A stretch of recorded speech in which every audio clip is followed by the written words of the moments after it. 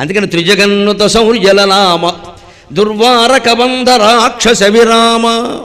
భయంకరమైనటువంటి కబంధుడు, విరాధుడు మొదలైనటువంటి రాక్షసులను సంహరించాడు. కబంధుడు వాడి చరిత్ర విచిత్రం. వాడికి తలకాయ ఉండదు, మొండెం వరకే ఉంటుంది, కానీ కన్ను ఇక్కడ ఉంటుంది. మొండెం వరకే ఉంటుంది, ఇక్కడ ఉంటుంది. పూర్వజన్మలో నిజానికి వాడు మహాతపస్వి. ఏదో ఒక నేరం కారణంగా వాడు అలా పుట్టాడు. ఆ తపస్సుల్లో కూడా కొన్ని ఘోరాలు నేరాలు ఉంటాయి, ఆ కారణంగా పుట్టాడు. కానీ దాని సందేశం ఏమిటంటే భగవంతుడిని చూడ్డానికి హృదయంలో నేత్రం ఉండాలి, కానీ పై కళ్ళు రెండూ పనికిరావు. కబంధుని యొక్క శరీరం ఉద్దేశం అది. కబంధం అంటే మొండెం, తలలేని మొండాన్ని కబంధం అంటారు. కళేబరం అంటాం మొత్తం శరీరాన్ని. తల తీసేసి ఒట్టి మొండెం ఉంటే దాన్ని కబంధం అంటారు. వాడి కబంధుడు అని ఎందుకు అన్నారంటే కేవలం ఆ మొండెం తప్పితే ఏం లేదు, కానీ వాడికి ఆ మొండెంలోనే హృదయంలో కన్ను ఉంది. బ్రహ్మదేవుడు వాడికి శాపం ఇస్తే నేను అందరినీ చూడటం ఎలాగా అన్నాడు. ఈ గుండెల్లో కన్ను ఉంటుంది అన్నాడు.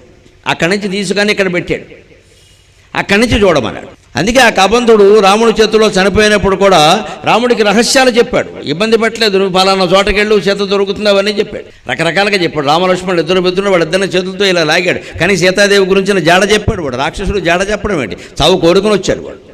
అంచేది ఎవరూ చంపలేనటువంటి కబంధుడు మొదలైన రాక్షసులను సంహరించిన వాడు దుర్వార కబంధ రాక్షస విరామ.